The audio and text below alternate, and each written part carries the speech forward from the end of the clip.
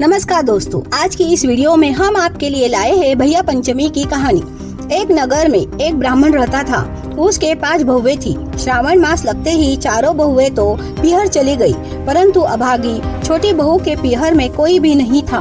वो उदास चित्त से घर में बैठी थी। वह दिन नाग पंचमी का था। बेचारी अति दुखित होकर पृथ्वी को धारण करने वाले शेष नाग को भाई के रूप में याद किया। वह मन में कहने लगी, मेरे पियर वासा नहीं है, नाग देवता मुझे पियर वासा देवे। करुणा युक्त दीन वाणी सुनकर शेष भगवान को उस पर दया आई। वे ब्राह्मण का वेश लेकर उसके घर आए और ससुर को बोले, मैं बाई का मामा हूँ। इतने दिन में परदेश रहता था, जिससे मैंने बाई को देखा नहीं। बाई भी मुझे देखी नहीं। यहाँ आने से मालूम हुआ बाई यहाँ रहती है। मैं उसको लेने आया हूँ। ससुर ने उसके साथ बहू को रवाना कर दिया। बहू ने मन में विचार किया कि मामा मुझे कहाँ ले जा रहे हैं। उतने में थोड़ी दूर रास्ता तय करने पर नाग देवता की बांबी आ गई। नाग देवता नाग का रूप ले लिए। बाई डरने लगी। नाग देवता बोले, डरो नहीं, तुमने मुझे याद किया, इसलिए तुम्हें लेने आया हूँ। मेरी पूंछ पकड़कर तुम मेरे पीछे आ जाओ। उसे नाग लोक ले गए।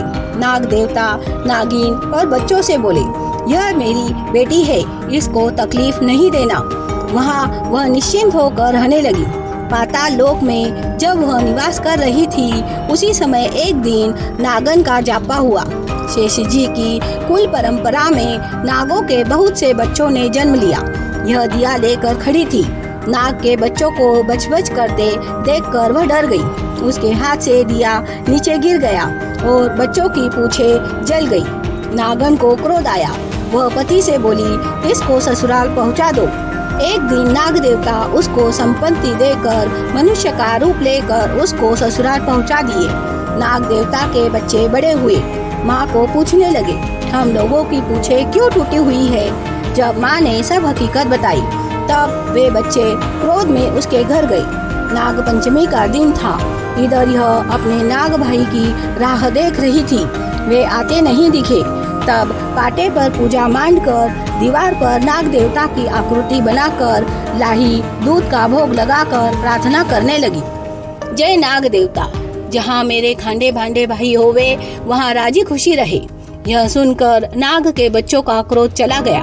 अपनी ही पूजा में श्रद्धा मग्न उसको देखकर वे प्रसन्न हुए और उनका क्रोध समाप्त हो गया। इसके लिए उनके मन में प्रेम उत्पन्न हुआ, जिससे उन्होंने रात को वहां वास किया।